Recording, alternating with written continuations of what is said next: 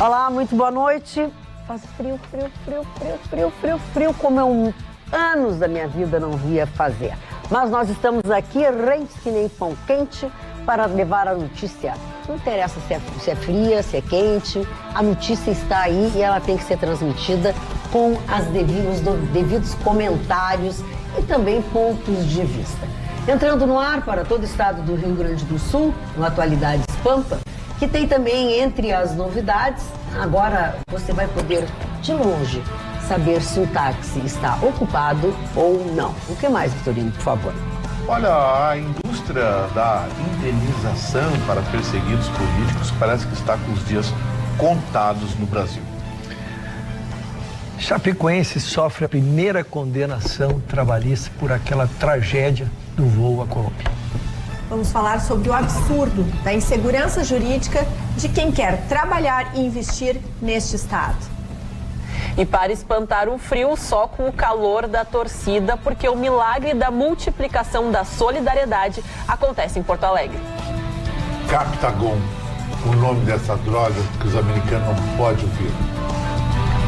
Era uma vez a criminalidade no Rio de Janeiro. Vou contar para vocês uma história, por favor. Exatamente. Não é história de lobo mau e Chapeuzinho Vermelho. É uma história bastante complicada. Todas as coisas que vêm do Rio de Janeiro são coisas complicadas atualmente, né? Eu quero falar para vocês, então, sobre o que eu contei agora no começo do programa. Quero falar especificamente para aquelas pessoas que pegam o táxi, né? A gente nunca sabe se ele está livre ou se ele está ocupado, porque a gente não consegue enxergar lá dentro, muitas vezes, as pessoas. Pois eu quero dizer aos senhores que já estão circulando pelas ruas da nossa capital os primeiros carros com um novo luminoso.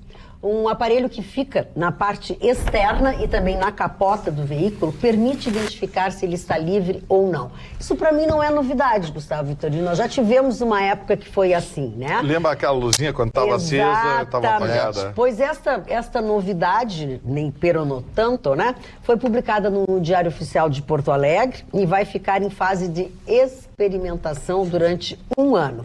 Se funcionar, será definitiva a implantação deste equipamento. São lâmpadas de LED, portanto, são fortes, têm bastante claridade, que permitem essa visibilidade durante o dia, porque durante o dia luminoso é difícil, né?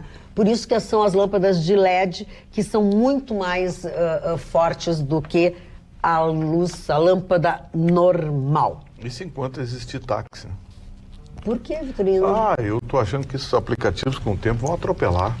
A diferença de preço ainda é muito significativa, a praticidade, tudo. Claro que nos aplicativos a gente não sabe com quem está andando, o táxi é mais fiscalizado, enfim, tudo. Mas muita gente, eu diria, grande parte das pessoas abre mão dessa segurança ou prefere arriscar com essa insegurança fazendo a opção pelos aplicativos. É duro ter que dizer isso, eu conheço taxistas, tenho taxistas na família, mas essa é uma realidade inevitável. Tempos modernos, o celular, que é o computador de bolsa, acabou mudando os padrões, mudou tudo, e isso mais cedo ou mais tarde vai acabar se configurando. As lotações, por exemplo, aqui de Porto Alegre, elas estão agonizando. As lotações estão agonizando. Eu que eu digo. Vamos também falar... Eu só queria dar uma contribuição nessa matéria, porque eu tenho entre meus clientes aqui que tinha a maior empresa de táxi desse estado e ele disse que reduziu 80% o seu movimento, para que vocês possam dimensionar percentualmente dito pelo proprietário da empresa. Dona Magda, eu quero dar uma contribuição nessa matéria também, que é o contrário que o Vitorino falou, o nobre advogado, é o táxi que gera insegurança, o aplicativo que dá segurança. Porque o aplicativo, quando tu chama, já vem o carro, já vem o nome do motorista e vem a placa. E tu segue ele em real time, o percurso dele. O táxi não, ele vai a Bangu te levando por aí.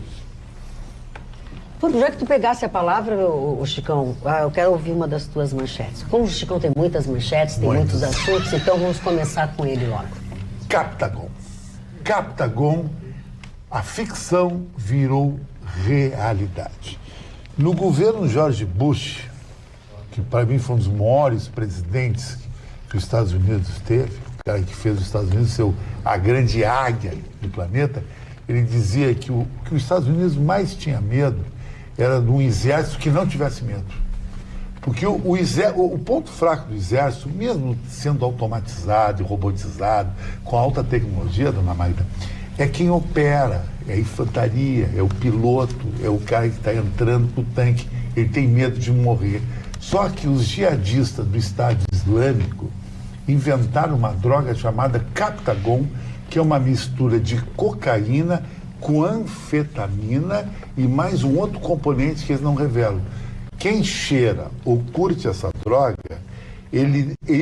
primeiro inibe a dor, ele não sente a dor, ele fica anestesiado e ele fica de uma coragem sobre-humana, ele não tem medo. Você pode apontar a arma para ele e vem em direção à arma. Isso é horrível isso. Isso é pior que o homem-bomba. Porque o homem-bomba, ele foi catequizado, instruído para morrer por um ideal, pelo Islã, pelo sei lá o quê. E ele se mola pela vida. Agora, imagina 10 mil soldados entrar num campo de batalha, todos eles cheiraram o Captagon. Você não consegue ganhar.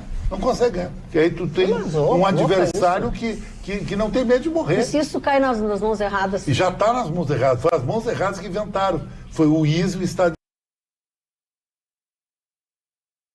Islâmico. E a gente fala que o estímulo artificial sempre foi uma realidade, né? Durante as guerras. A gente fala que até quando se inventa a questão da morfina, né? Que começa a faltar justamente para quem precisava, porque quem se estimulava com isso eram as frentes, né? As primeiras frentes do exército. Mas o ópio, né? Foi uma das primeiras drogas que foi utilizada também nas guerras e é chocante o ponto de se pensar numa droga para estimular uma pessoa para perder a sua sensibilidade para enfrentar a morte. Simplesmente por um valor assim, né, que a gente sabe que a guerra geralmente não é muito explicada por valores nobres. E hoje a gente fala mais por questão territorial, pelo petróleo, a questão do Oriente Médio, então tudo isso a gente vê a que ponto chegamos. Pior que aqueles monges que se molavam no fogo na Índia. Antigamente aquilo era por uma questão tudo que é radicalismo é ruim, né? Mas esse é o pior de todos. Não, sem dúvida. Essas drogas, se municiar um exército com essas drogas, ele se torna absolutamente frágil. Porque a pessoa perde completamente a consciência, ela perde o medo, mas perde também a capacidade de avaliação de risco, de juízo. Ora, você tem um bando de maluco que está vindo em direção a você com a arma na mão, é carnificina. Então, eu tenho mas é isso que o Estado Islâmico quer, né? Sim, mas o Estado Islâmico está acabando, né? Está acabando. Cortaram a alimentação econômica do Estado Islâmico, ele está acabando, perdeu aquela área lá em cima no Iraque, e hoje o Estado Islâmico virou um bando de terroristas espalhados pelo mundo, dispostos a explodir.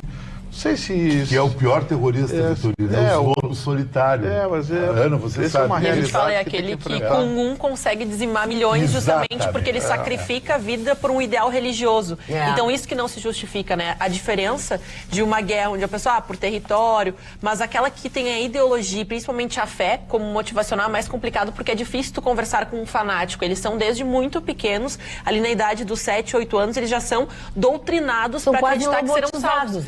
Não, e principalmente o fato... Eu temo muito mais... E que lá vai ser muito melhor a vida, né?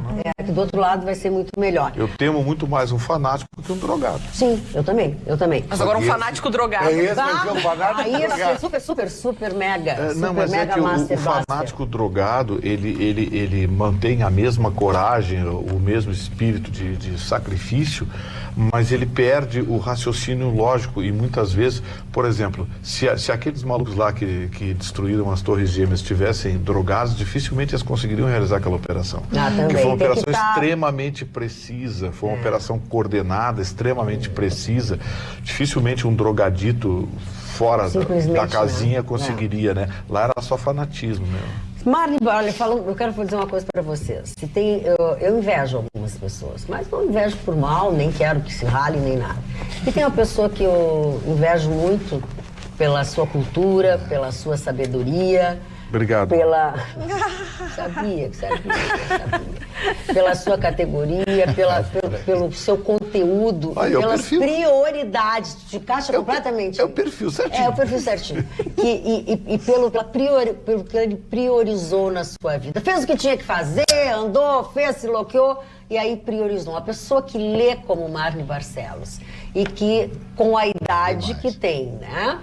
sabe tudo. Vai lá, ele tem as caixinhas dele, como diria Luciane Rasch, tem as caixinhas dele, tudo compartimentado. Ele é gênio. Eu quero passar às suas mãos o livro que foi escrito por Wagner William, que fez a biografia, de Maria Tereza Goulart. Uma mulher vestida de silêncio, a biografia de Maria Tereza Goulart. Olha, esse livro está sendo presenteado ao Marvin Barcelos por uma pessoa que também é ávida pela cultura, ávida pela leitura, que é a Berta. A Berta, minha amiga, que se aproximou de mim na época que eu fiz uma campanha para uma creche. Ela é uma mulher excepcional, a Berta, e ela faz de mim a emissária do livro. Eu agradeço, sensibilizado, porque esse é um livro maravilhoso, a história de uma mulher que casa com um homem muito rico já na política, amigo pessoal do presidente Getúlio Vargas. E a Maria Tereza conhece com 15 anos de idade o João Marques Belchior Goulart. Esse era o nome dele, nativo do signo... Belchior, é? Belchior Goulart. Ele era nativo do signo de Peixes. Do signo difícil, de hein? Peixes, né? Esse ano é muito difícil. Isso, ela muito menina ainda, se apaixona por ele, se apaixona por ela, um homem que gostava da noite, gostava do seu uísque e tal, e nunca teve a aspiração de ser presidente da República. Ele queria ser vice-presidente, e aí entrou na política em função da amizade. Ele era uma família muito rica, proprietária de terras lá na região da fronteira, São Borges, essas coisas todas. E aí começa o relacionamento deles.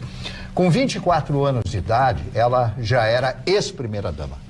Ela era super jovem, né? Ela era uma menina, tá aqui a foto dela. Olha como a beleza, eu não sei se dá para mostrar, do rosto dela. Ela devia ter 20 e poucos anos de idade quando ela mostra. Olha o rosto, expressivo, altamente expressivo, uma mulher altamente inteligente, insinuante. E eu vou ler esse livro com todo prazer. Aliás, ela está viva ainda? Está, ela tem 80 anos, 79, 80 anos. Ela estava na sessão de autógrafos e tudo. É porque a diferença dela para o João Goulart era muito grande. Muito grande. Ele morreu com 56 anos. Com saúde. E ela tinha 56. 24.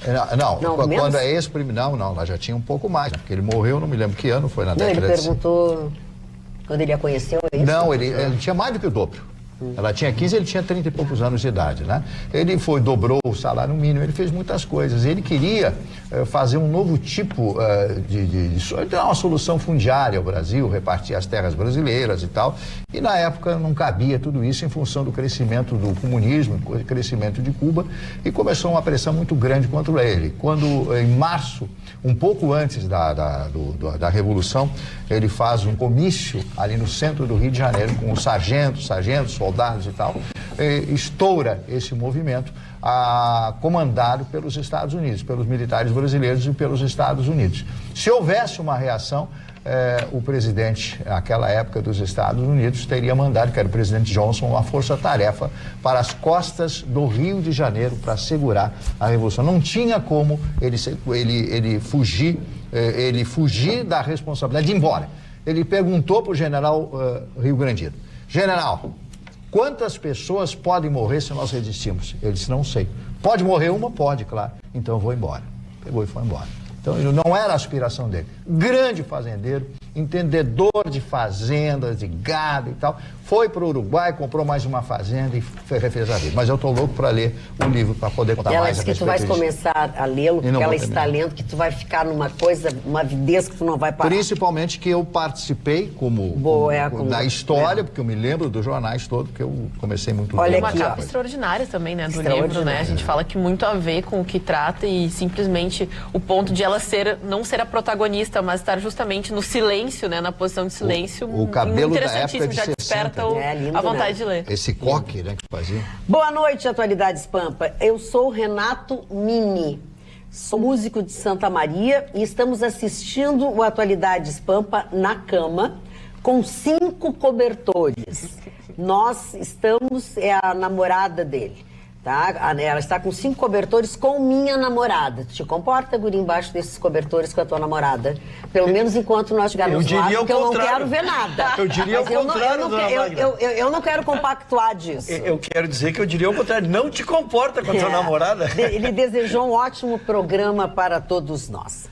Mas tem não só as notícias boas, tem as notícias ruins também. Foi confirmada nesse dia de sexta-feira mais uma morte por meningite aqui no Rio Grande do Sul neste ano. A vítima foi uma menina de 14 anos, moradora de Canoas. Ela, no último domingo, ela morreu. A causa do óbito, porque os exames só vieram agora, foi essa da meningite. Este é a sexta morte por meningite aqui no Rio Grande do Sul. Ela recebeu atendimento na unidade de pronto atendimento em Canoas, no Boqueirão, e como foi relatado pela sua família, no começo da semana ela se sentiu mal de madrugada, foi atendida, voltou para casa, ainda com sintomas, voltou para o hospital e não resistiu. Portanto, 6 mortes no ano de 2019 por meningite é muito sério, muito grave. Magda, é que a gente fala a meningite como se ela fosse a mesma, ela tem diversos vírus. A que mata é a meningococose, que acompanha há bastante tempo essas mortes, invariavelmente são essas, e a medicina ainda enfrenta essas dificuldades para algumas questões assim. Muito bem. Roberta, tua manchete? Pois é, Magda, infelizmente hoje não temos uma notícia boa para quem pretende ou investe no nosso Rio Grande do Sul, porque a insegurança jurídica chegou de vez. E o que mais faz com que alguém invista, e invista muito e a longo prazo, senão a segurança jurídica?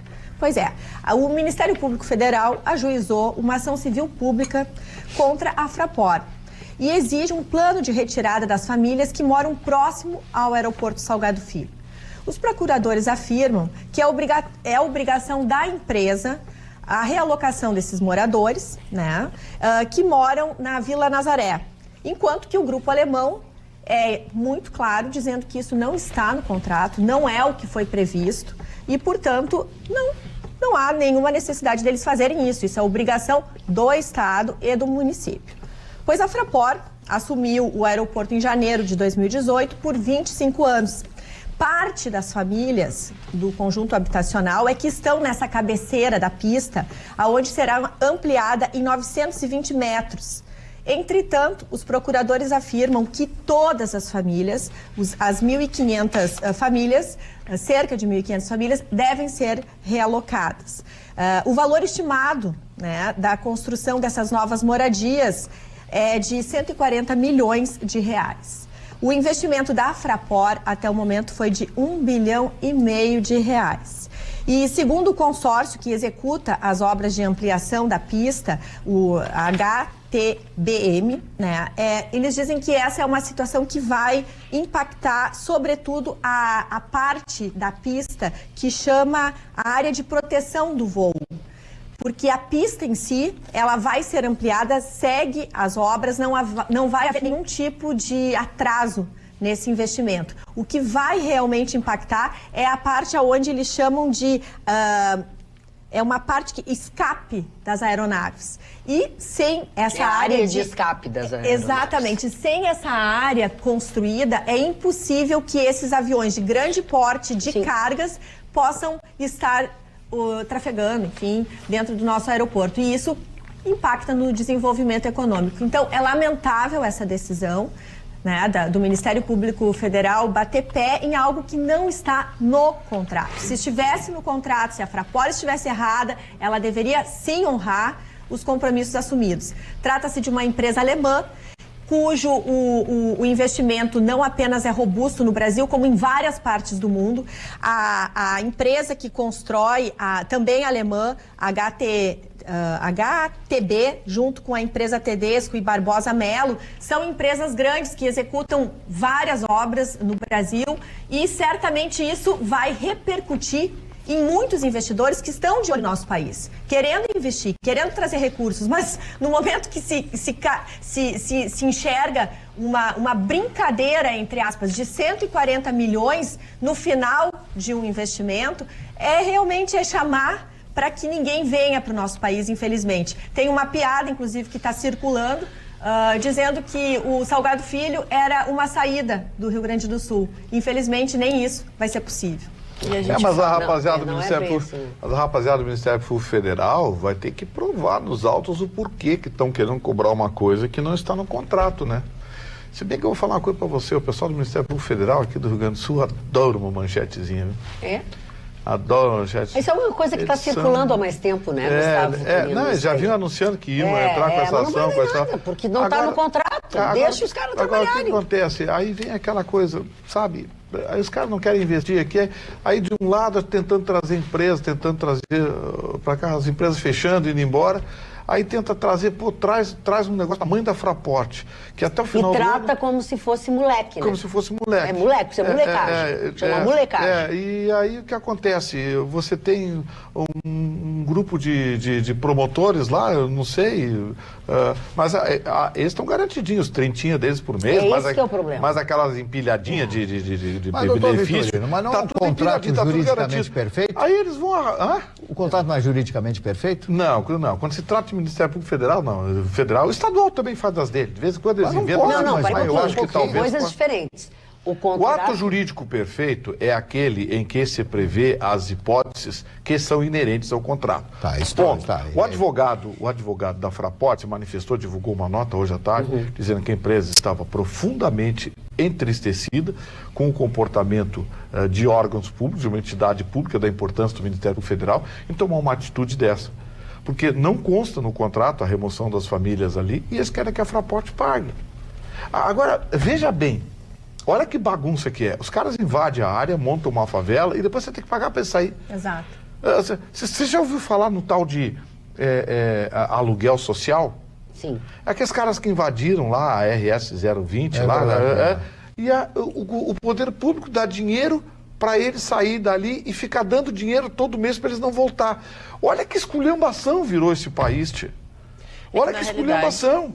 O que se preocupa também é o ponto de que mesmo, e eu coloco acertada e assertiva a decisão, porque a Fraport fala, vale mais a pena às vezes abandonar a obra ao jeito que está, porque vai ficar nesse entrave, e sair do país, não trazer o investimento num dia em que a gente fecha a Bolsa de Valores com índices extraordinários, a confiança e o investimento que chega ao Brasil, a gente vive um momento bom. E no momento que a gente associa esse tipo, porque a gente fala é uma coisa assim infantil, para quem faz grandes negócios. Ana, só que aí é que vem, tá impactando em 2.300 trabalhadores. Se são 2.300 trabalhadores, são 2.300 famílias que vão perder o emprego com a parada da obra, vamos chamar assim, né? E a gente coloca, porque o Ministério Público até afirma que as obras, elas podendo continuar, também precisa que o poder público se responsabilize pelo cadastro dessas famílias. E a gente sabe que esse cadastro, até que chegue lá, leve toda a documentação, as famílias se organizem, se faça um pente fino para ver quem realmente vive ali. Se quisesse, já tinham feito isso. É aquela visão socialista do coitadismo. Que, desde que eu me conheço por gente, é aquela visão socialista do coitadismo.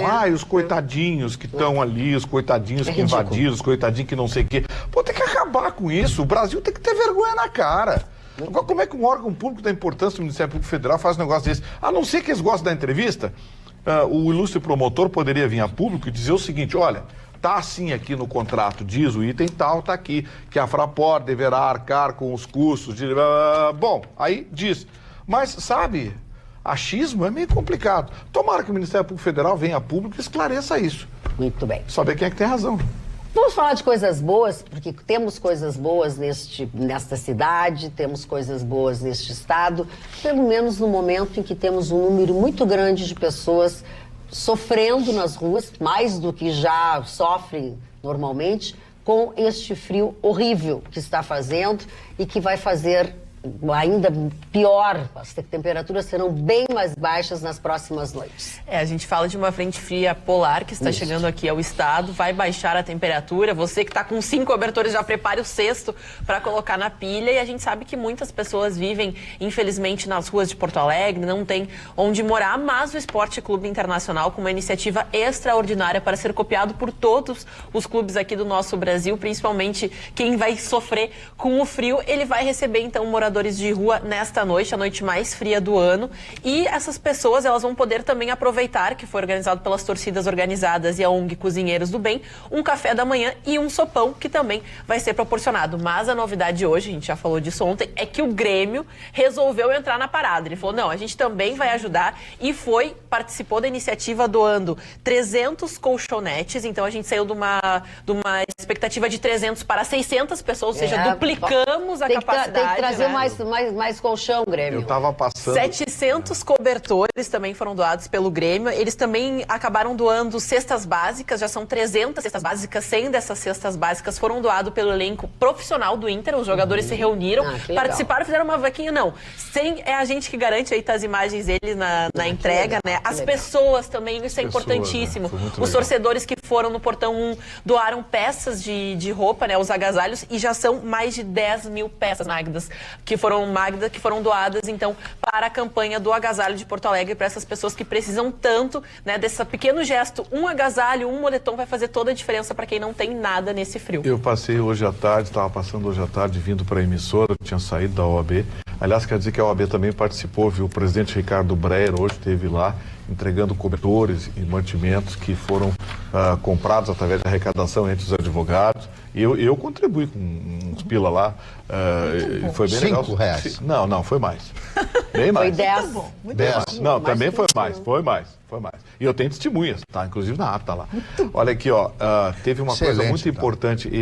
Eu vi hoje uma cena, eu estava vindo aqui para a emissora, e a cena, o ônibus do Grêmio. Foram dois ônibus, do Internacional isso que eu achei legal. aplaudiram a chegada do ônibus. Isso que eu achei legal. Foi emocionante. Quem viu se emocionou.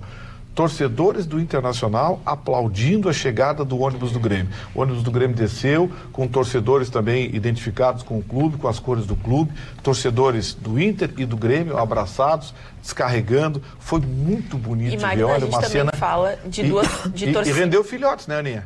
E torcidas, a gente fala, né, que são muito marginalizadas. A gente sempre fala coisas das torcidas organizadas, dizendo, que briga, isso e aquilo. A gente fala, essas iniciativas, elas precisam acontecer porque a gente vê que são pessoas do bem, são pessoas legais, são pessoas que... Vamos enfatizar que essa iniciativa veio do Esporte Clube Internacional. A Nájila, né, que fez. O Esporte Clube Internacional foi quem encabeçou isso.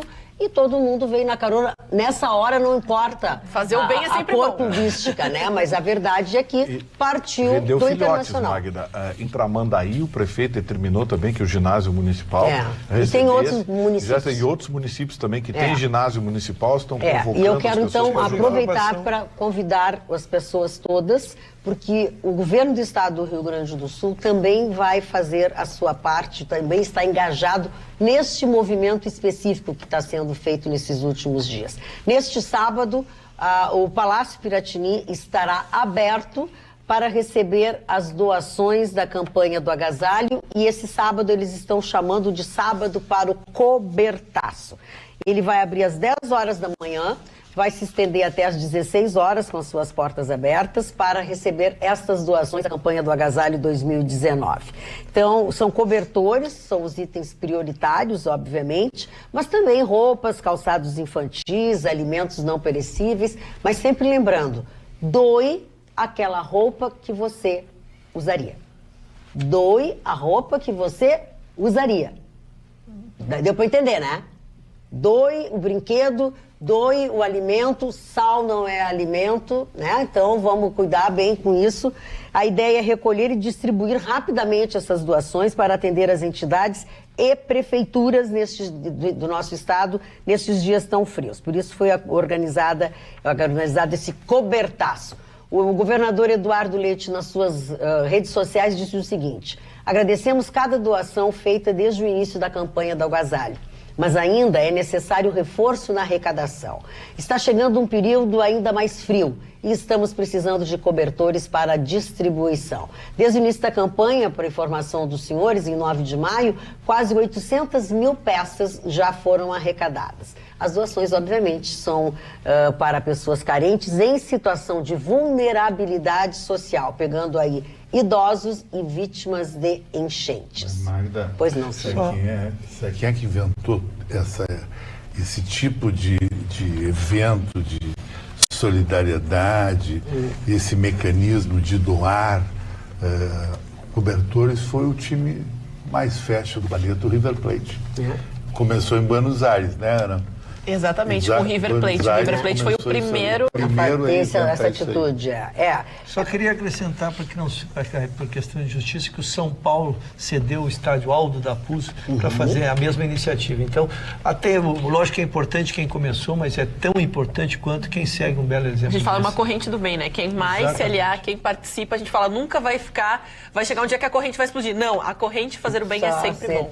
Não termina nunca. Todos sofremos influências. Já que nós estamos falando de fazer o bem, de participar, você sabia que você pode recuperar um carro roubado pelo celular aqui em Porto Alegre? Sabe como? Com o aplicativo Eu Faço Poa. Você pode fotografar a placa de um veículo suspeito e verificar a situação dele na hora. Quando ocorrer um alerta de carro roubado ou furtado, o sistema emite uma notificação e ele passa a ser acompanhado em tempo real. A nossa cidade já conta com o sistema de reconhecimento de placas em todos os pardais e lombadas eletrônicas. E é por isso que hoje mais de 35% dos carros roubados retornam aos seus donos. Agora, aqui em Porto Alegre, pardal não é mais só para multar. Baixe o aplicativo Eu Faço Poa e seja você também um detetive cidadão. Prefeitura de Porto Alegre, fazendo juntos uma cidade melhor. Veja mais detalhes no vídeo que vamos mostrar agora. Você já sabe que pode fazer muita coisa pelo celular, mas sabia que pode até recuperar um carro roubado?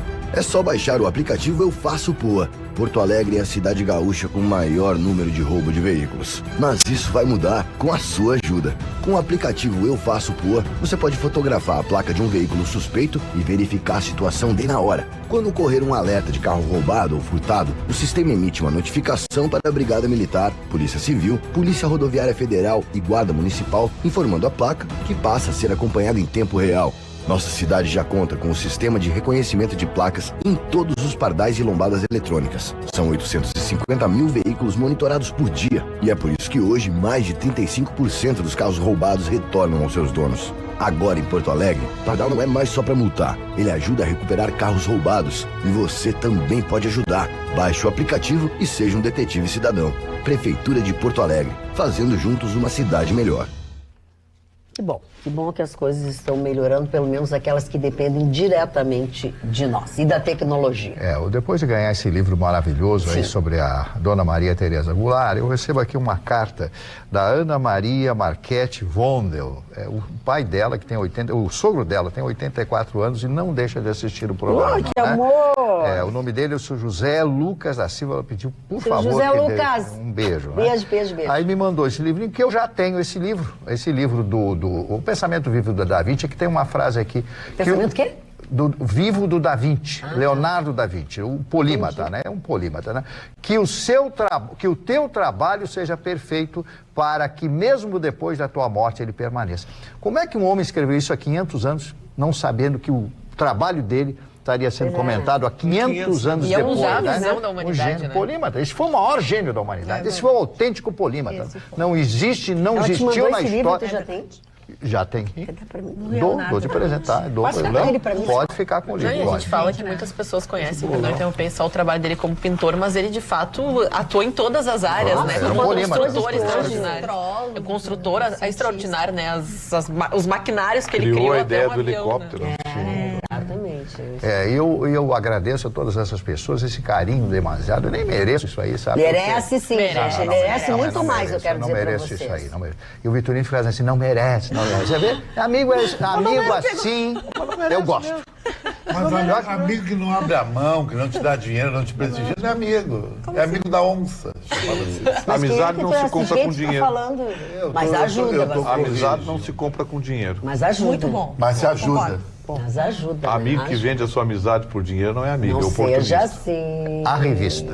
A revista. Marne Barcelos, eu nunca dei nada a ele e ele é meu amigo de graça. Então o senhor me deu uma máquina fotográfica. Ele me deu uma máquina fotográfica. Então tá bem. O Marne gosta de filme 35mm e eu tinha uma Marne. Sempre tem uma Mas troca. foi algo tão pequeno que acho que jamais isso incrementaria ou abalaria a nossa amizade. Nada a é minha pequeno. amizade e a do Marne é uma coisa... Ixi. Todo dia brigamos. O que seria isso? Ixi, a gente briga todo dia. Ele fala de mim amanhã. Ele fala de mim a manhã inteira na rádio e eu tenho que me defender à tarde. Tá certo. Olha, então estão perdendo, estão gastando o tempo da rádio, né? Vão gastando. Puxa, nós falamos agora de Grêmio, de Internacional e outros clubes. E a tua manchete é importante. Fala sobre a Chapecoense. A gente está sempre fazendo uma balança entre assuntos bons e assuntos ruins. Cabe a mim trazer esse assunto, mas é uma notícia e não podemos deixar de fazê-lo. E como passou, né, dona Maria, 2016, 71 mortes, é inacreditável que tenha acontecido o que aconteceu. E ao final da notícia aqui, eu fui pegar as conclusões finais, passado um tempo agora, dona Maria, quase 3 anos. As conclusões que a Colômbia nos manda é assustadora, porque foi aquilo mesmo, foi economia de combustível. É inimaginável. Vou dizer, então, começar pelo fim, antes de entrar propriamente na notícia, 2 horas antes, dona Ana, 2 horas antes do voo, já a tripulação sabia que tinha problema de combustível. 45 minutos antes do evento, já estavam e não avisaram, a tripulação não avisou ninguém, né? Nenhum tipo de questão. Como é que a pessoa sabe disso, não tem a noção, né? Não sabe a preciosidade da informação. Com a preciosidade da informação, porque eles estavam, dona Ana, eles ficaram numa de que, se eles fossem ali direto, resolvia. Mas eles não tinham, como não tiveram. No momento que deram a primeira volta, consumiu-se o combustível que tinha, e aí foi uma corrida contra o tempo, né? Mas a questão, lógico, as questões que se iniciaram a partir dali, 71 mortes, então, dona Maria, nós temos várias ações, as ações cíveis e as trabalhistas. O que são as trabalhistas? As trabalhistas são os jogadores que estavam lá sob contrato, eles estavam protegidos por uma legislação, seja frágil ou não, mas é uma legislação trabalhista. Mas ali dentro tinham jornalistas, tinham familiares, tinham dirigentes, pessoas que não tinham uma relação jurídica. Então, esses são deslocados do Fórum Trabalhista e vão ser discutidas no Fórum Civil. E agora saiu, então, a primeira condenação trabalhista. A Chapecoense tem insistido nas negociações, tem feito alguns acordos, mas alguns não têm conseguido. Então, havia uma sentença da primeira vara trabalhista de Nova Friburgo, que deu a sentença, uma condenação de 130 mil, 80 mil para o pai, 50 mil para a mãe e uma sentença condenatória permanente até os 60 anos de uma pensão para esta mãe que perdeu seu filho na tenra idade. Então, a partir dali, o jogador Denner já havia feito o acordo, é o único jogador que já havia feito o acordo, e sobreviveram 6 pessoas apenas daquele evento, para lembrar tudo o que aconteceu. Então, nós teremos novos capítulos, o inusitado é só esse fato de primeira, uma história que vai ficar para releitura. Mas o que mais impressiona é que não teve fato novo, que se poderia que talvez o tempo desnudasse, que surgisse alguma coisa. Não, Dona, foi isso. 2 horas antes, o piloto sabia que não teria combustível, tomou uma decisão isolada. A empresa vinha com muitas dificuldades trabalhistas, vinha atrasando salários, só tinha um avião voando, é isso? Só tinha um avião. Eles, embora tenham cometido este ato, era uma tripulação experiente, tanto é que fez sabendo o que ia fazer. Só que não trabalhou com a hipótese de chegar no aeroporto e que não pudesse aterrissar, e ao dar uma volta, condenou a todos que lá, os 71 pessoas que lá estavam. É uma pena. Inclusive o Mário Sérgio. Quantas pessoas conhecidíssimas, a gente vai um pecado isso, mas a hora não é antes. Na véspera, só quem morre é o peru, infelizmente. Eu tenho uma notícia maravilhosa para passar para vocês. Tomara. Tomara? Jogo, domingo, Peru, na véspera. Ai, que amor, que engraçadinho. Como tá engraçadinho, seu Marley. Ai, que bonitinho. Parece uma azeitoninha verde, tão bonitinho. E tá com uma camisinha de flanela, bem quentinha, de lenhador, xadrezinha, assim. Se é eu que boto, é roupa de dormir. O que é? Se é eu que boto um troço desse, é roupa de dormir. O senhor tá com ciúmes. Tá, tô enciumada. O senhor tá com ciúmes. É que pra ti não adianta, eu nem vou te dizer o que eu tô pensando. Não tô, não. Não adianta te dizer nada. Não é legal sexta-feira. Mas de novo tu botou a blusinha, a camisa e o casaco. Sim. E um casaco de terno. Não é casaco de terno, senhora. Esse aqui é casaco comprido que vai até lá embaixo. Até vou mostrar pra vocês o rabinho do casaco. Isso é uma bata. Esse é o rabinho do casaco que vai até lá embaixo. É casacão. Bom, mas eu não quero falar de coisa ruim. Eu quero falar de coisa boa. boa, maravilhosa. E quem traz essa informação boa e maravilhosa é a Anhanguera de Porto Alegre. Estão abertas as inscrições para mini cursos gratuitos. Essa é a palavra mágica, gratuitos de férias.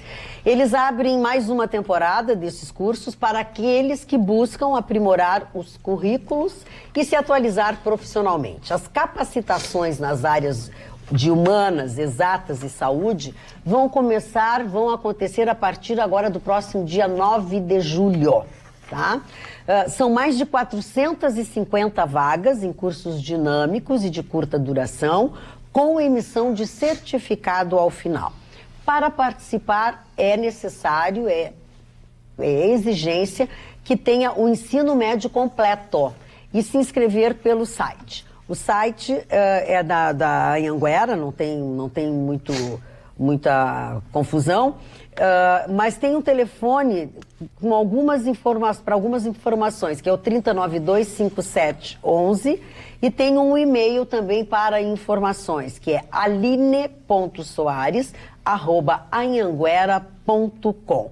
Começa então na terça-feira que vem, que é dia 9, assim, são no final do dia, todos no final do dia, ou seja, você estuda, você trabalha, a programação vocês veem no site do Anhanguera de Porto Alegre. Tem doação de órgãos e transplantes, tem comunicação digital, tem primeiros socorros com crianças, como salvar uma criança em situação de risco, tem comunicação eficaz, falar em público, ensinar as pessoas a falar em público, isso é muito importante. Então, não esqueçam, são cursos gratuitos de férias que a Anhanguera de Porto Alegre está promovendo.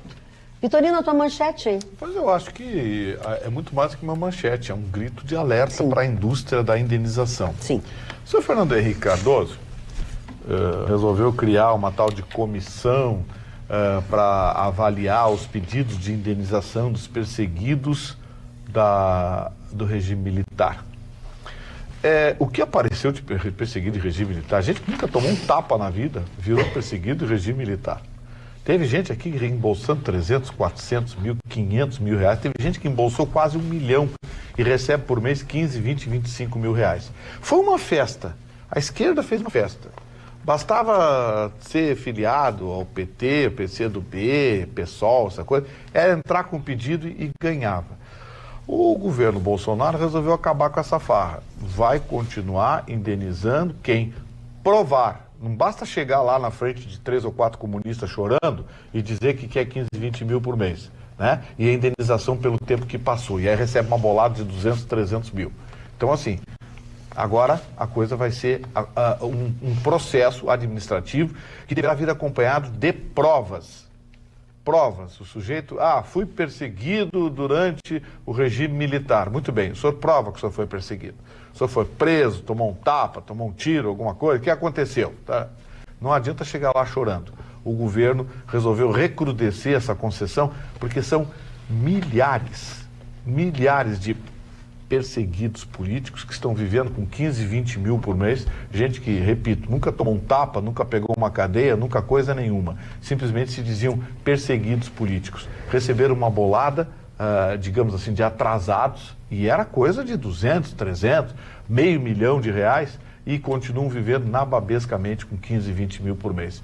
Isso os que ganham pouco. Sim. Porque os que ganham muito, tem gente ganhando mais de 30 aí. Então, que horror. Fica o recado. Mas como é que as pessoas vão provar se os arquivos, né? A gente fala que até nessa comissão, que muitos foram destruídos, se perderam ao longo, né? Esses registros que simplesmente quando se soube o que acontecia, se destruíram. Eu acho, sim, concordo que tem que passar por um pente fino, mas é difícil também a pessoa provar. Porque, assim, fotos, imagens, registros, todos eles foram queimados, destruídos, né? Nesse meio tempo. Testemunhas, tem que produzir provas. Se não pode provar, não será concedido. É assim que tem que funcionar, porque teve gente que chegou lá na frente da comissão, lá deu uma choradinha e levou uma bolada.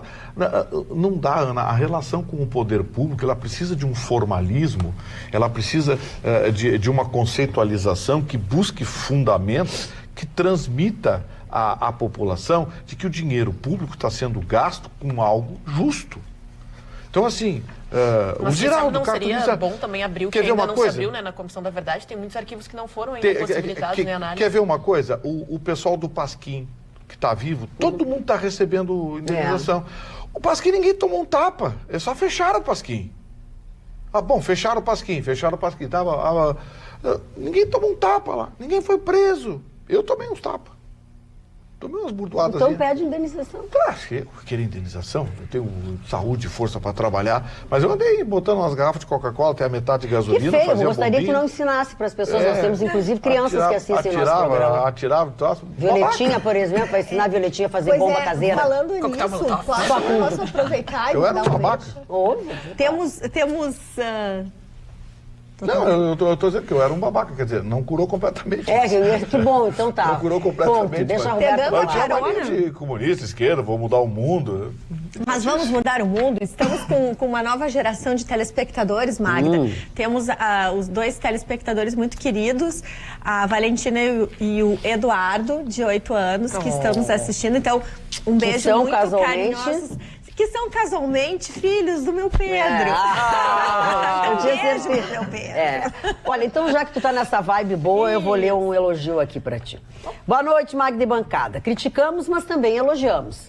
A senhora Roberta falou ontem a respeito dos números tributários e retorno em serviços para a população. Preciso dizer que é difícil uma análise humanitária sobre números, normalmente frios. A senhora Roberta demonstrou o impacto desses números em nossas vidas, sem qualquer viés ideológico ou culpando um e outro. Análise fantástica sobre como isso atinge as famílias no dia a dia. Creio que é esse o ponto principal de esclarecimento. Imparcialidade sempre conquista a credibilidade e não divergências de análises nem sempre significam viés ideológico, senhor Vitorino. Podem ser somente divergências analíticas. Ela botou seu Vitorino aí ou foi a senhora que botou essa vírgula? Foi a pessoa que escreveu. É? Eu estou lendo. Tá, e quando terminar, dá o nome dela. Não é dela, por que tu disse que é dela? É dele? É dele, é Dr. Tiago Logman. Dr. Tiago, ele é médico? Não, eu que estou chamando. Faz a tua gracinha, o que tu quer responder? Eu quero xingar ele. Xinga, tá à vontade. Termina pra me dar argumento. Não, já li, é isso aí. É isso? Podem ser somente divergências analíticas, dizer. Mas também temos pessoas participando através das nossas redes sociais, YouTube, Facebook, Instagram. Você vai lá, nos segue em todas as plataformas, você consegue entrar em contato conosco. E eu vou ler uma mensagem muito especial, porque eu achei muito engraçada. Boa noite, bancada. Sou nordestina lá de Natal, mas estou morando em Campo Bom. Vejo o programa todas as noites com meu companheiro Agostinho. Olha isso. Falaram que o frio tá chegando e que ia correr comigo, mas nada disso porque o amor vence. Um cobertor de orelha tem o seu valor, senhora. Cheguei à conclusão que o meu amor é maior do que esse frio. Beijos para toda a bancada. Jerusa lá de Natal, né? De Natal, mas que sai em Campo por causa do amor. Então, já que é a hora dos telespectadores, beijos. Jerusa, sobreviva, Jerusa. Até semana que vem o Rio Grande do Sul volta a ser habitável outra vez. Beijos e obrigada a Ana Maria de Souza, ao senhor Lauro Abreu e a dona Marisa Almada.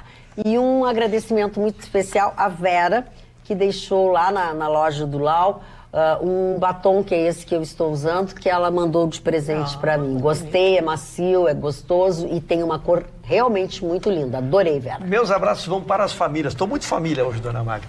Dona Daniela, por isso que tá frio, o tempo tá mudando. Dona Daniela Robaina e toda a sua família que está assistindo, e a dona Mariung e toda a sua família que está assistindo o programa.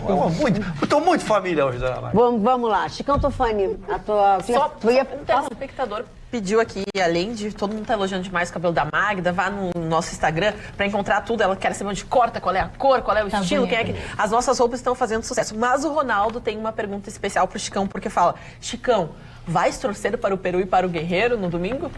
Não, esse jogo nem vou ver, porque o Peru é o time mais fraco que tem, vai ser uma barbada, o Brasil já vai ganhar. Acho que não. A Copa América foi feita para o Brasil, foi montada para o Brasil, a Conmebol e a Globo. Isso eu já relatei aqui na Grenal e citei fatos comprovados, o porquê das rendas altas e o porquê dos baixos públicos. Isso aí falei tudo. Enfim, mais uma vez eu tenho razão, o Brasil já é campeão da Copa América. Como é triste não saber perder, né? Eu não pedi a opinião dele, dona Magda. Eu dei a minha opinião. E faz de conta que tu não... Ele falou outras coisas, eu nem falei. Tá, eu dei a minha opinião pro senhor. Mas é aquela coisa assim, ó, que eu digo pra ele, eu digo pra ti. Fizesse teu comentário, ele só disse que não concorda, pronto. Não, mas ele não pode fazer um comentário em cima de mim. Pode. Tem que ser criativo. Não. Todo não. Deixa eu te explicar uma coisa. O senhor fez um comentário em cima de mim quando eu falei dos aplicativos? Deixa eu fazer deixa eu te explicar uma coisa. Presta atenção. Presta atenção eu estou corrigindo o senhor. Presta atenção no serviço. Este é um programa que tem 8 pessoas na bancada. Todas elas têm o direito de interferir. Não, hoje não, mas são 8, né? Ou não? É que o Marne vale por 2. Não, é que a Carla não está hoje. E o Vitorino vale por 5. Então são 12 pessoas. Muito bem. Então, sabe? Então, todas elas podem dar a sua opinião, podem interferir, podem concordar ou discordar daquilo que cada um de nós diz. E tem que se respeitar. Quem pede respeito tem que respeitar também, entendeu? Eu sou muito educado. Exato. Então eu quero te dizer que assim, ó, a gente pede, né, que seja respeitada a nossa opinião. É ou não é verdade? Então, deixa, a opinião dele é dele. Magda, tu tá chiquérrima. Obrigada. Dona Magda. Pois não, senhor Magda. Antes de dar a minha manchete, que depois a senhora reclama que eu não falo da minha manchete, eu quero dizer que esse livro... Eu não reclamo de nada. É que esse livro aqui da Maria Tereza Goulart é simplesmente espetacular. Tem 2 revistas, uma alemã, Stern, que significa estrela, com ela na capa, lindíssima, e Paris Match, também outra com ela maravilhosa na capa. E foi colocada aqui uma frase, né, que eu acho espetacular, que só por essa frase já vale ter esse livro, né?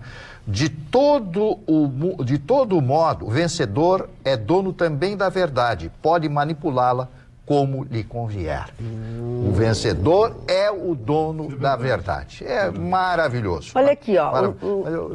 Mas eu não falei ainda da minha... Tá bom, eu achei que era isso. Não, mas eu quero falar do Rio de Janeiro, como o Rio de Janeiro não, a hora que tu quiseres, mano. Não, eu só quero dizer o seguinte, que o Rio de Janeiro, a disfarçatez dos traficantes do Rio de Janeiro é tão grande que um grupo do CREMERGE, né, do Conselho Regional de Medicina lá do Rio de Janeiro, foi a Belfort Roxo fiscalizar uma UPA, né, Unidade de Pronto Atendimento. Durante todo o tempo eles foram fiscalizados por quem? Pelos traficantes de fuzil. Meu Deus. Bom. Os médicos ali, etc., então, a parte jurídica e tal, foram lá ver o que precisava na UPA e tal, precisa disso, precisa daquilo, remédios e tal. E ali o pessoal de fuzil examinando, olhando para eles, né? Pois terminaram rapidamente o trabalho e foram embora. É impressionante a disfarçatez, a que ponto chega o Rio de Janeiro quando o CREMERGE vai fazer uma vistoria e é fiscalizado pelos traficantes. Que coisa a coisa é tão séria, a coisa é tão séria, mas não quero te interromper, mas quero aditar o que tu estás dizendo. Por favor. Naquele lugar que caiu, aquele edifício que foi construído, que era uma obra sem não vai dizer que eles estão fazendo outra. Não. Não estão. Eles embargaram, estava embargada os prédios ao lado, porque foram construídos todos da mesma maneira, tá? E agora saiu uma ordem judicial proibindo a demolição.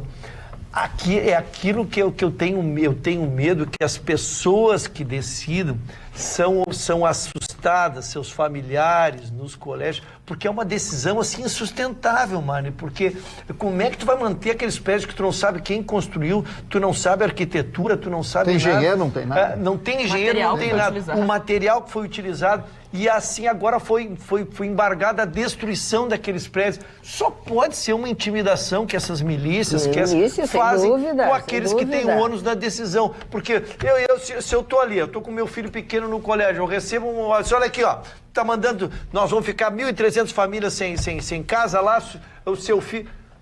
Só pode ser isso, porque tu dá condições para aqueles prédios, numa encosta, que já caíram a metade, tá? Famílias vivendo ali dentro. É uma coisa, é difícil dizer, eu estou escolhendo palavras para, né? Mas é difícil dizer isso, mas só pode ser o poder público submetido a, né? As milícias. E eu vinha escutando a Rádio Pampa. Milícias é bom, eu misturei Melissa com milícias, são milícias. Eu vim escutando a Rádio Pampa e o Nando deu a notícia de que até foi divulgado como essas milícias trabalham dentro da estrutura familiar, porque os filhos, as crianças ali com a idade de 10, 11 anos já são expostas a esse tipo de coisa, tendo que fazer tocaia, tendo que aprender como manejar uma arma e tudo mais. Foi exposto um áudio, né, de um menino que ele falava assim: mãe, eu não quero ficar aqui. Ela falou: viu como o negócio é pesado? Quando a gente chegar em casa, a gente vai desenrolar isso aí pra te ver como é. Tu tem que aprender, tem que ser assim. Então a gente fala assim, bom, até as crianças estão no meio dessa para manter a milícia. Assim, você pensa que ser miliciano é só botar uma arma na cintura?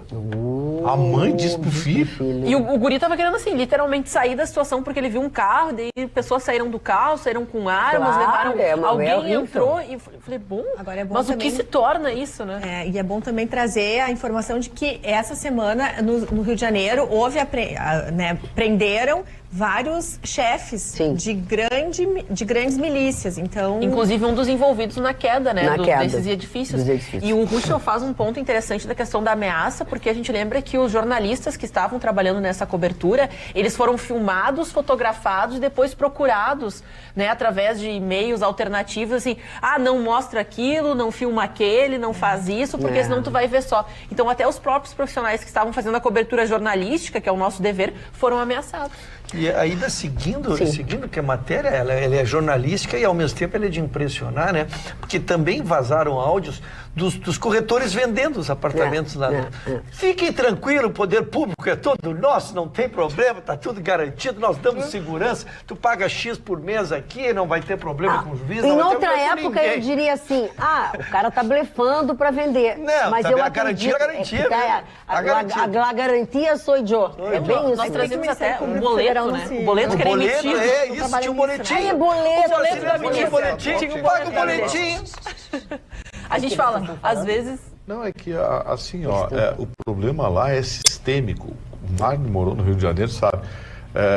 A polícia prendeu o chefe da Boca tal. No outro dia tem outro chefe. Essas milícias é a mesma coisa, se tornou um problema sistêmico. Porque o que aconteceu lá? Os maus policiais descobriram o seguinte: por que eu vou deixar traficante enriquecer sendo dono da favela? O dono da favela sou eu, ele vai trabalhar para mim. A maioria das milícias são coordenadas e administradas por ex-policiais, policiais, que têm muita influência na corporação. Tem informação na instituição policial. O que acaba acontecendo? Você tira um, prende um, no outro dia tem outro lá, dando ordem, mandando, fazendo e acontecendo. Então é um negócio muito sério. E as pessoas pensam assim, mas eles defendem a população, eles ajudam a população. Até a página 2. Mentira. Até a página 2. Lembrando que o Procurador-Geral do Rio de Janeiro foi preso. Não, e até hoje não sabe quem matou a Marielle, né? A gente sabe que as investigações... Mas eu posso falar em proteção? Não sei se temos tempo. Pode. Porque nós estamos falando de proteção, a gente fala de um acordo extraordinário aqui entre o Brasil e os países do Mercosul e os países da União Europeia, né? Esse acordo que está sendo tão esperado, então já se espera que existam cláusulas nesse acordo para proteger 36 produtos nacionais da falsificação, que só os brasileiros poderão comercializar e com o selinho de original. Porque a gente fala, a gente não pode mais chamar qualquer espumante de champanhe, porque o champanhe é só produzido na região da França. Vale do champanhe. Porque existe esses acordos comerciais, então nós temos aqui queijos, vinhos, e a gente até tem um café que só é produzido aqui. Tinha um negócio de champanhe. A Peterlongo talvez seja a única marca brasileira que tem autorização e parece que foi reconhecida pela França. Isso aí seria interessante até esclarecer. Eu acho que não, hein? Não, mas tem alguém que tem... A Peterlongo... Eu não vou nem dizer a marca, mas que tem alguém que tem um produto que foi reconhecido, eu até vou pesquisar. Tá, vamos deixar a Ana concluir. E só são 36 produtos, então, que foram colocados como patrimônios nacionais, até pelo Ministério da Agricultura, Pecuária e Abastecimento. Então, esses 36 produtos estão especificados que eles não podem ser copiados em tipo, estilo e imitações. Dentro deles temos o queijo da região de Canastra, que será só feito por aqui, não poderá ter imitações. A linguiça de Maracaju e também o café do Alto da Magiana. Então são alguns produtos, e até parece que tem produtos aqui do nosso Rio Grande do Sul que serão incluídos nessa lista. Tem que colocar os doces de Pelotas. Deve ser Mogiana. Eu confesso que eu não conheço o que é. Tu conhece, Marli? O quê? O lugar? Mogiana? É uma linha férrea. Mogi das Cruzes, Mogi. Mogiana. Então agora só os brasileiros, depois desse acordo firmado, olha, vamos cuidar bem. Teremos coisas só nossas. Deixa eu dizer para vocês das coisas assim que às vezes deixam a gente triste. A Maria Fernanda Garcia, ela fez um comentário no programa, eu li, eu não lembro exatamente qual foi a situação. Sei que ontem eu falei que ela tinha falado sobre isso, e ela diz assim, depois de ser desacreditada em pleno programa de ontem, me tapei de nojo. e não pretendo voltar a assistir ao programa. Não precisa ler ao vivo. Não, sei que minha desassistência não fará nenhuma diferença para o tamanho da audiência de vocês. E os parabenizo por isso. Não precisa ler ao vivo, pois já sintonizei em outra programação. Obrigada e sucesso contínuo. Olha, Maria Fernanda, eu fiquei triste. Sabe? Eu não sei, eu não me lembro. Nos deu oportunidade não, de defesa, dona Maria? Não, ela, isso foi dito, alguém achincalhou o que ela disse e disse que não era nada disso, que eu não entendi nada. Mas não fica de mal com todos nós por causa de por favor, sabe? Nem a Maria Fernanda, nem ninguém, sabe? Eu acho que daqui a pouco há divergências nas coisas, entendeu? Então, se vale alguma coisa, eu te peço desculpas pelo que foi dito ontem, tá? Mário Barcelos, uma notícia também.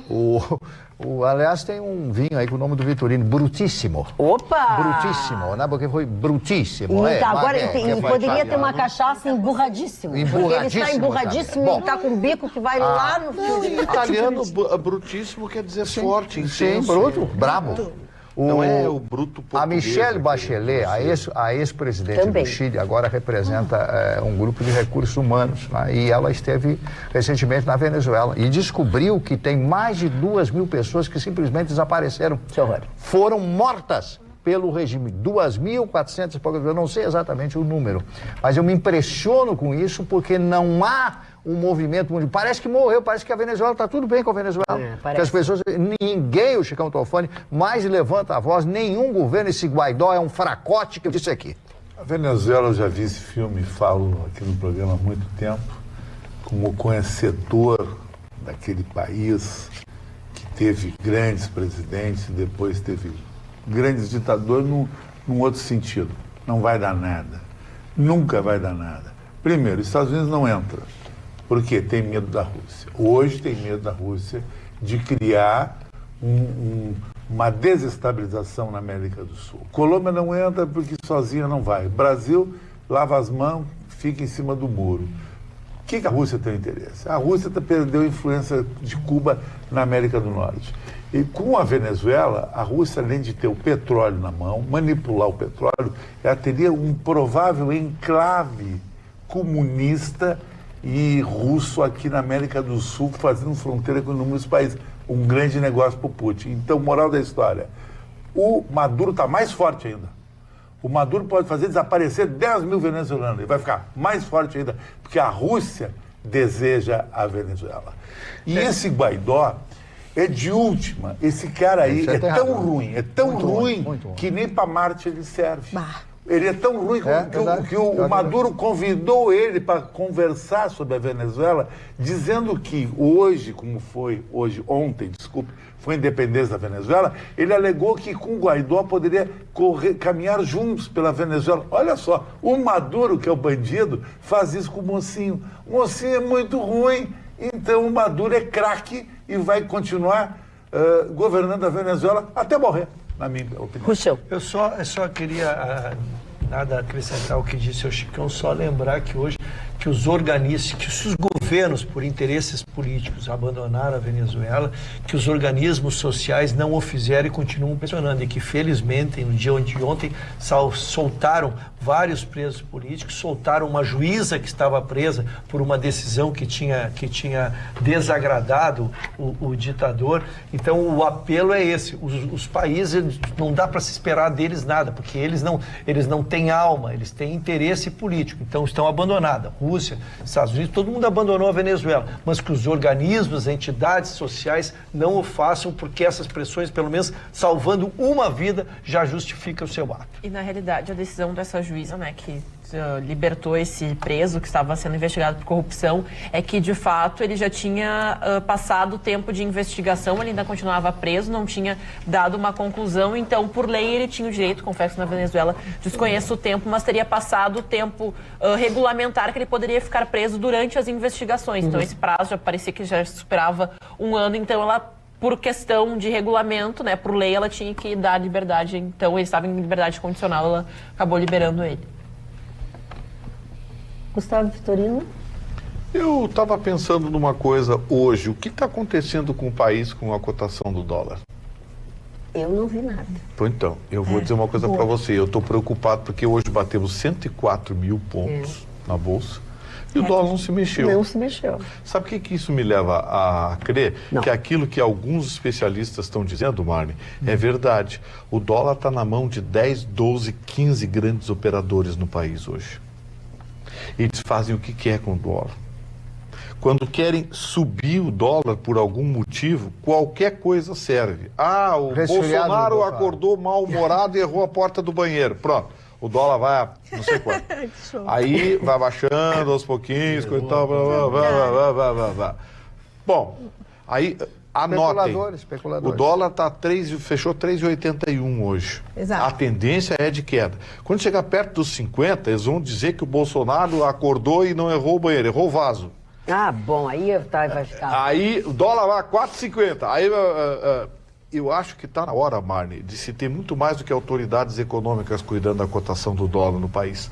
Está na hora da polícia e do Ministério Público Federal dar uma monitorada nisso. COAF também? Porque está errado. O COAF está preocupado com os 20 mil lá do filho do Bolsonaro. COAF, isso é uma piada.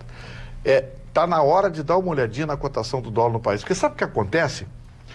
O dólar sobe, o euro não sobe. O dólar cai, o euro não cai. Então tem alguma coisa errada nisso aí. Vamos ver. Tem alguma coisa errada. A gente costuma dizer, a nossa moeda é fraca. A nossa moeda é fraca. Mas por que ela fica fraca e forte só frente ao dólar? Em relação às outras moedas, o iene, por exemplo, o Yuan, o chinês, né? Yuan. Por que em relação a essa moeda nós somos estáveis? Por que em relação ao euro nós somos estáveis? Por que em relação a outras moedas fortes em seus países nós somos estáveis? E o dólar é esse bunda lelê que sobe e desce toda hora. Muito bem. Marne Barcelos. Eu quero falar de um lugar onde eu vou e compro muitos livros também. A Banca Fronteira, do meu amigo Carlos Baranzelli, que fica ali na Borges de Medeiros, de frente ao Banco Santander, bem na esquina da José Montauri. Ali eu encontro uma série de livros fantásticos, mas especialmente filmes antigos. Filmes antigos, filmes que eu não encontro em nenhum lugar. Então, a Banca Fronteira, do meu amigo Carlos Baranzelli, ali na José Montauri, de frente ao Santander. Uma beleza, você vai gostar dos livros e discos. Falando em gostar, Chico Tofani? O mercado de livreiro no Brasil, ele caiu.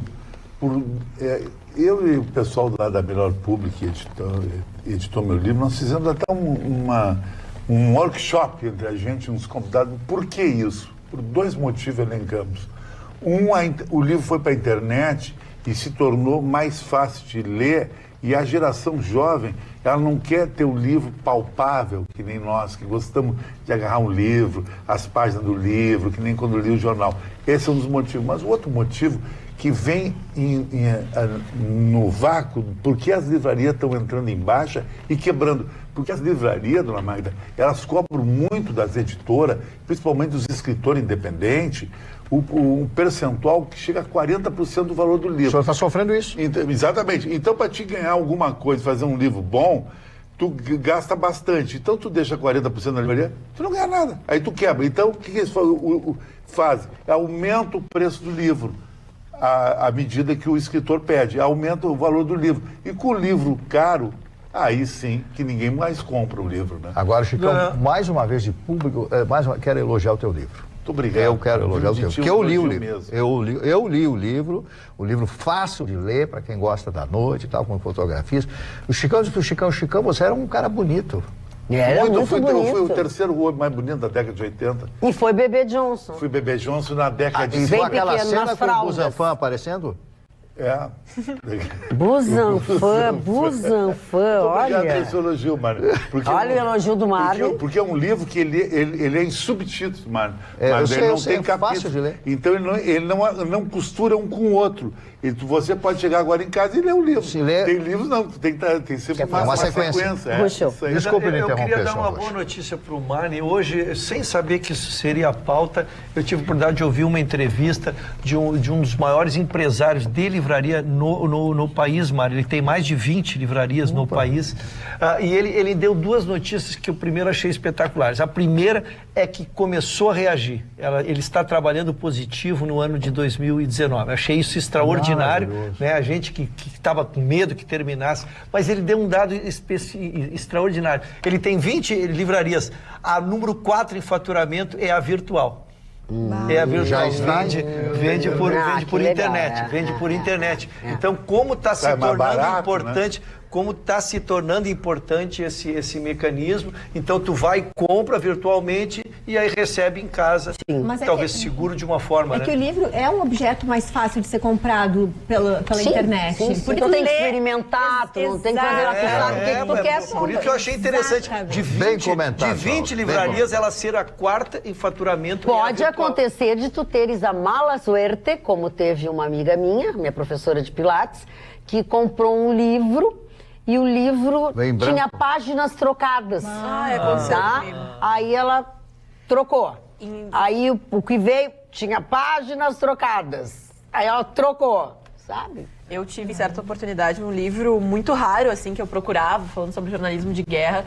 E quando o livro veio, tinha uma parte da brochura que estava faltando. Literalmente a do meio, acho que o livro se despedaçou, caiu uma parte, eles tentaram remendar, daí eu fui até a loja, né, eu mostrando o estado do livro, falando, olha, chegou assim, chegou ontem, não teria como eu rasgar e fazer tudo isso que estava o estado do livro. Então eles acabaram me dando crédito, porque o livro justamente só tinha uma outra edição, que também estava um pouco preocupada. Mas, dona Magda, eu queria aqui agradecer, não só em nome meu, que sou um frequentador assíduo, mas em nome do Vitorino, de você, que foram super bem tratados na semana do Festival Indiano de Gastronomia, que eu acho que já deveria estar no calendário de Porto Alegre, porque é uma coisa gastronômica tão bacana que São Paulo não tem. E ele tem 3 festivais por ano no Charim. Ele é um cara muito empreendedor. E além do Alexandre ser um cara extremamente educado, gentil, solícito, ele gosta muito da nossa bancada da TV Pampa. É o único canal de televisão que ele faz assim, Chicão, vocês são meus convidados para ir, tu e toda a bancada querida lá.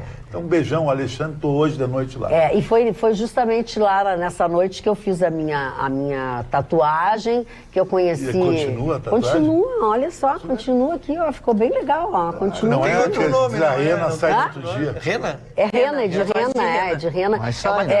E outra coisa, a comida maravilhosa, divina. E o Alexandre e a Karina recebem a gente com carinho, um abraço maravilhoso. Tem um negócio que eu juro que eu vou tentar fazer aquilo. Primeira vez que eu chego a pegar o Charim. Ele pegando a receita é algo surreal. Marne, mas assim, não tem bastante. Tem um arroz branco, um arroz verde e um arroz vermelho. Você faz um arroz com beterraba, faz um arroz com... o verde é mostarda, né? Acho que é mostarda. Couve, não é amarelo. Pode ser espinafre. Espinafre. Uma outra coisa que eu não sei se o branco. Juntos não, e aí você mistura, fica um negócio bonito. Eu acho que até o Vitorino viu, na descida da escada do Charim, tem uma verdadeira história dos frequentadores do Charim. É verdade. O Jô Soares esteve lá, Paul McCartney fechou o Charim para levar os amigos lá. Vocês acham, como diria o meu amigo Gustavo Vitorino, vocês acham que eu iria a qualquer lugar? Jamais iria. Tem que ser um lugar onde Paul McCartney foi. O mais importante que eu achei, viu? O mais interessante que eu achei é o seguinte: as pessoas pensam um restaurante desse nível é caro. Não. Vamos cambiar ele. Tem Marne Barcelos? Vamos falar dos aniversariantes de hoje. O primeiro aniversariante é o Jean Cocteau. Jean Cocteau, o grande artista. É o nome dele. É o nome da pessoa. É o nome da pessoa, né? Que é autor daquela aquele célebre axioma. Ele não sabia que era impossível, foi lá e fez, né? Uma vez nós discutimos a respeito dessa frase e eu estava errado, né? Ele não sabia, eu disse em não sabendo, mas ele não sabia. Ele foi lá. Sim, não é a mesma coisa, mas o resultado é o mesmo. Jean Cocteau, essa figura maravilhosa. O ex-presidente francês Georges Pompidou foi presidente da França numa época, logo depois do presidente do general Charles de Gaulle. Pompidou se manifestava com seu pensamento, ele era já, porque todos os governos, em realidade, depois de Charles de Gaulle, tinham na França uma tendência socialista, a bem da verdade. Tanto é que a França assume e absorve todos os pontos, todos aqueles que vêm de outros países, né? Inclusive uma grande fuga da comunidade judaica de Paris em função das ameaças sofridas. Eu tive essa informação. Ivo Pitangui, não é Ivo Pitangui, mas é isso aqui mesmo, Ivo Pitangui de aniversário hoje, é verdade. Doutor Ivo Pitangui, de aniversário hoje, estaria completando, se vivo fosse, ele morreu em 2016, 90 3 anos de idade. Outro aniversariante aqui, a Monique Evans, completando hoje 63 anos de idade. O tempo passa para todo mundo. A Petrônio Gontijo, ator brasileiro de aniversário, completando 47 anos hoje. A Ingrid Guimarães. Eu acho essa moça tão fantástica. Ela é mesmo. Ela é efetivamente uma artista. De mão cheia, como eu digo, né? De mão cheia. Ela é uma artista. Não, e ela não é uma mulher bonita de rosto. Pelo contrário, ela é muito feia. Mas a simpatia dela faz ela ser uma bela mulher. De corpo, ela é muito bonita de corpo, mas do rosto... não sabia. Mas eu não tenho tá isso, bem, né? Mário. Tá E a Renata Fã... que eu me meti num assunto que eu não devo. A Renata Fã completando hoje 40... Essa é muito linda. 77 com 42 anos no dia de hoje. E impressionante que a Renata Fã, que é nossa, gaúcha, foi Miss Brasil, etc, ela é formada em Direito e Jornalismo. Fez Direito aqui no Rio Grande do Sul e fez Jornalismo na FIAM, que são as Faculdades Integradas Alcântara Machado, lá de São Paulo. São Paulo. Né? É um ela grupo está há muitos anos em São Paulo. Que é do professor Edivaldo Alves da Silva, né? Para quem eu trabalhei muitos anos e estive lá algumas vezes. Para quem você não trabalhou, Márcio? Só para mim. A Rádio Capital de São Paulo. Não, a senhora nunca me convidou. A senhora me bateria todos os dias. Como a senhora fez com o Vitorino, e por isso que ele me abandonou. É por isso que tu me ama, Mário Barcelos, porque tu sempre reclama para as pessoas que jamais tu casaria comigo, porque eu sou isso, sou aquilo, aquele outro, mas no fundo, bem no fundinho, tu é apaixonado por mim. Bem no fundo. Terminados, amigo, posso entrar numa... Tá, deixa só o Chicão falar sobre Santa Catarina. O que tu quer falar? O Chicão hoje tá bom, hein? Santa Catarina, foi hoje e ontem, Santa Catarina aconteceu praticamente uma tsunami na Como assim? beira-mar. É praticamente um tsunami? Frio tanto, e veio um vento, as ondas ali entraram na própria Avenida Beira-Mar ali. Eu vi fotos que amigos meus mostraram, fiquei preocupado até, o cara vai pra Santa... Nem Santa Catarina tem isso. Tem essas coisas. Mas enfim. Puxa. Eu queria dar uma notícia, dona Magda, eu que penso ser um humanista, né? Internos do Instituto Psiquiátrico Forense inauguraram uma exposição em Porto Alegre. Eu fui ler, é um trabalho tão bonito, é evidente que quem está no Instituto Psiquiátrico é porque tem algum problema mental e delinquiu, né? Então estamos falando do delinquente, mas com problemas mentais. E aí há 2 anos existe esse projeto e é uma exposição que tem dentro do próprio Instituto Psiquiátrico Forense, mas já saiu, inclusive, já foi exposto até em Portugal o trabalho deles. Mas olhando o que dizem os médicos, são as benesses da pintura e da arte em si, nas consequências do ser humano, né? Então, como é bom para a mente, como é bom para o autocontrole, como é bom para a filosofia, todas as áreas praticamente a pintura atinge.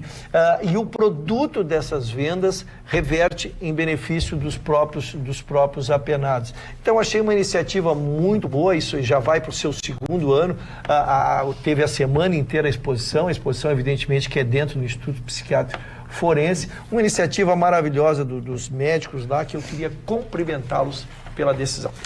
Dona Magda, rapidamente... Não precisa, pode ser devagarmente. É sobre o aeromóvel que não vai funcionar hoje, sábado, e amanhã, domingo, né? Então, eles vão fazer reparos, porque é só um, evidentemente, que tem que fazer manutenção, e os ônibus estarão ali fazendo aquele trajeto para a pessoa não ir a pé. Então, se você vai viajar hoje, sábado ou amanhã, domingo, saiba que não tem o aeromóvel. Falando em transporte, a empresa pública de transporte e circulação, conhecida popularmente como EPTC, informa que a sinalização da faixa exclusiva para ônibus na região da rodoviária de Porto Alegre será concluída na próxima segunda-feira. O local vai passar por um período de acompanhamento, é óbvio, e orientação a motoristas e usuários até 22 de julho, quando efetivamente aí libera todo digamos assim, esses testes e a faixa começa a entrar em operação.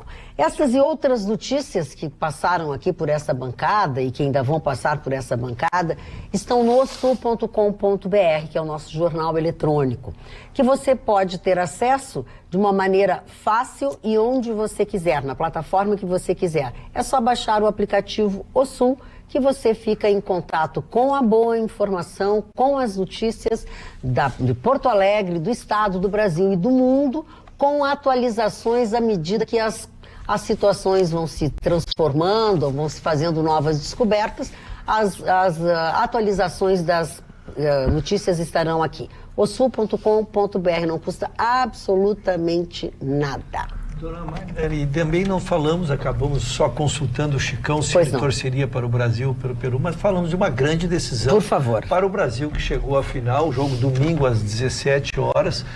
O Peru chega por seus méritos, tem contra si apenas a derrota, uma derrota fragorosa que teve contra o Brasil ao longo da competição. Só 5-0. Mas ao longo da competição foi muito bonito, né? Foi muito bonito. O Peru não é uma potência, esportiva, nem na própria América do Sul, e chega a uma final deste tamanho. Então é importante para o povo peruano, é importante para o futebol peruano, para a valorização dos jogadores, e para o Brasil, que entra, como aí se o Chicão está correto, como flanco favorito, né? Vai praticamente sem defecção, talvez a defecção da lateral esquerda vá até a hora do jogo, mas o Brasil terá todos os jogadores disponíveis. Pois não, seu Mário? Vocês entendem? A sua fluência. Vocês entendem que esse momento da seleção do Peru, até onde ele chegou, e inclusive o último jogo, isso teria a ver com uma preparação durante todos esses anos de uma Copa para outra, um trabalho feito em casa, feito com a equipe? Não, porque os tempos de treinamento são muito raros, dona Magda. Hoje os jogadores são convocados 10 dias antes da competição. Isso não dá uma geração. Na questão de uma geração que vem trabalhando há bastante tempo junto, na questão da consistência do elenco, sim e não, porque nós temos aquela divisão de experiência, com também alguns jogadores que aparecem agora. A gente sabe que o Peru não é uma potência, não é um investimento, né, focado, mas eu acho que passa muito pelas qualidades do seu técnico. Que eu vejo que o Peru foi aquele que comeu quieto e comeu mais e chegou à final.